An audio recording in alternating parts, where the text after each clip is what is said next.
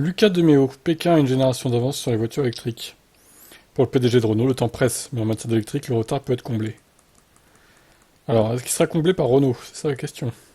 Pas sûr, hein. Les constructeurs européens sont des entreprises hyper organisées, ne pensez pas que les Chinois ont 6 yeux et 8 mains. Ils sont bons, mais nous avons nos propres arguments. Il ne faut pas sous-estimer la capacité de cette industrie à réagir et à trouver des solutions. À part Tesla, qui est un cas à part grâce au soutien des marchés financiers, la compétitivité des entreprises chinoises vient d'une stratégie industrielle à long terme qui a probablement commencé il y a 15 ans, lorsqu'ils ont eu tout le temps, tout le système derrière eux, à tous les niveaux, qu'ils ont tout examiné, depuis l'approvisionnement en matières premières jusqu'aux chaînes de production. Ouais, et pourquoi vous n'avez pas fait la même chose en fait? Lucas, enfin. Preuve de cette montée en puissance des marques chinoises sur le marché des véhicules électriques, 40% des constructeurs qui sont présents au salon de Munich viennent de Chine.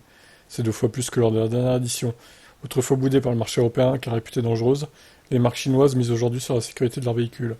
C'est en effet ce qu'a affirmé Jean Briac Dalibard, porte-parole de BYD en France. Nous sommes vraiment sur du standard européen, avec les meilleures notes en termes de sécurité et toutes les aides à la conduite possibles et imaginables. On est vraiment sur un produit bien fini et accessible. En Europe, nous avons le temps, un peu de temps, pour réagir et faire exactement la même chose. Parce que ce n'est pas de la science-fiction, il s'agit de se repositionner, déclare Demeo. Il y a des implications géopolitiques, par exemple au niveau des ressources minérales en Afrique.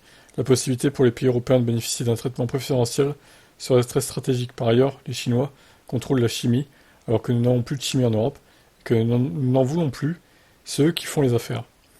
Je pense que le marché des voitures électriques est de 6, 7, 8 millions, soit environ 25% à 30% du total. En Europe, nous en sommes à 1 million.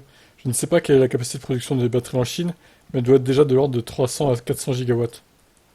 Pour combler l'écart, il faut du temps et beaucoup d'investissement, mais il faut dire que l'Europe a tendance à ne pas utiliser des subventions pour financer des projets industriels ou de production, alors qu'ici, nous investissons dans l'innovation.